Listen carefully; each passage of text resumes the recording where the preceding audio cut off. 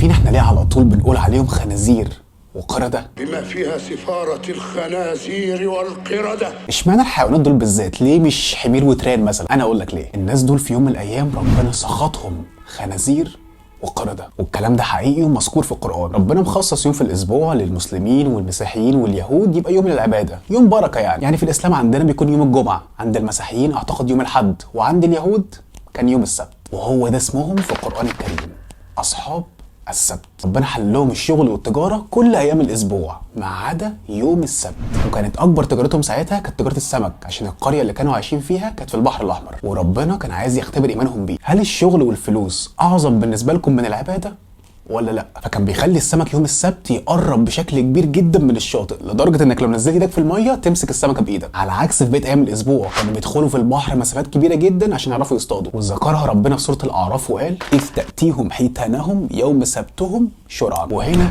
بدات المعصيه والشيطان قام بالواجب. عملوا ايه بقى؟ جم يوم الجمعه وبداوا يحفروا حفر كبيره جدا مكان ما السمك كان بيجي، ونسبه الميه في الحفر دي كانت قليله جدا تخلي السمك لسه عايش بس ما تخلوش يرجع للميه تاني، ويعدي يوم السبت ويصطادوا بقى السمك ده في اليوم اللي بعديه بصباع رجليهم. خطه في منتهى الذكاء. الناس اللي كانوا عايشين معاهم في القريه بداوا يلاحظوا الموضوع ده ويعملوا زيهم، ولما الموضوع انتشر اتقسمت القريه ساعتها ل3 فئات: ناس عاصيه اللي هم كانوا بيصطادوا، وناس مش موافقه باللي بيحصل وبينهوا عنه، وناس ثالثه كانوا بيقولوا الناس اللي بتنصح انتوا بتنصحوهم ليه؟ مالكمش دعوه بيهم، هم مفيش منهم فايده، وهنيجي للناس دي كمان شويه. ساعتها قرروا الناس الصالحين يبنوا سور بينهم وبين الناس العاصيين، وجه اليوم الموعود. الناس الصالحين كانوا بيقابلوا الناس العاصيين كل يوم وهما بيصطادوا، ودي كانت فقط علاقتهم بيهم، يشوفوهم بس هما بيصطادوا. بس جم الناس الصالحين وهما بيصطادوا ما لقوش اقام العاصيين، محدش بقى سمع لهم صوت، ويعدي اليوم وما يطلعوش يصطادوا كل يوم زي عوايدهم. فالناس استغربت هم راحوا فين وليه ما طلعوش يصطادوا زي كل يوم. وهنا بقى كانت اللقطه. واحد من الناس الصالحين جاله فضول يعرف هو في ايه، راح جاب سلم كبير جدا وحطه على السور عشان يطلع يشوف اهل القريه الثانيه راحوا فين. بس لما طلع ما لقاش اي بني ادم في القريه، اكنهم كلهم هاجروا مع بعض مره واحده وما بقاش في اي حد موجود. بس لقى كميه قرود وخنازير في المدينه بشكل مرعب. نزل من على السلم وراح قال لاهل القريه على اللي هو شافه، وراحوا ساعتها اهل القريه مع الشخص ده للقريه الثانيه عشان يشوفوا هو في ايه. بيمشوا في الشارع مفيش بني ادم، بيخبطوا على البيوت محدش بيفتح، فقرروا يدخلوا البيوت بنفسهم وما يلاقوش في البيت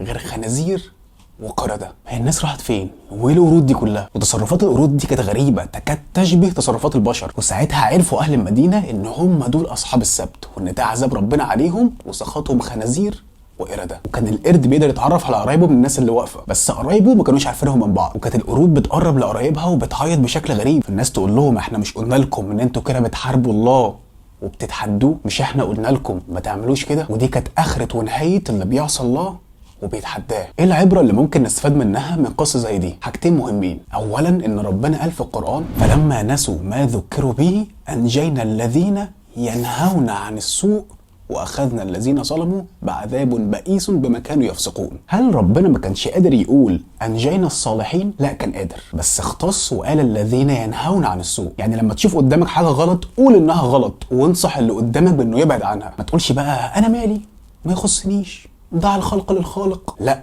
ربنا امرك بالامر بالمعروف والنهي عن المنكر، وحسابك عند ربنا قبل ما تعرف المعلومه حاجه وبعد ما عرفتها حاجه تانية خالص. خلي بالك. اخر حاجه عايز اقولها لك، تستغربش ان ربنا لسه ما عملش للي ما يتسموش حاجه لحد دلوقتي باللي عمالين بيعملوه في فلسطين وفي العالم ده كله، انما يؤخرهم ليوم تشخص فيه الابصار. وده رد ربنا على كل واحد بيقول هو ربنا فين من اللي بيحصل ده. ولا تحسبن الله غافلا عما يعمل الظالمون انما يؤخرهم ليوم تشخص فيه الابصار. معنى تشخص فيه الابصار ان عينيهم حتى مش هتقدر تبربش ولا تغمض من هول المنظر اللي ربنا هيوريه لهم. فما تقلقش، يومهم قرب قوي، واتمنى تكون فهمت.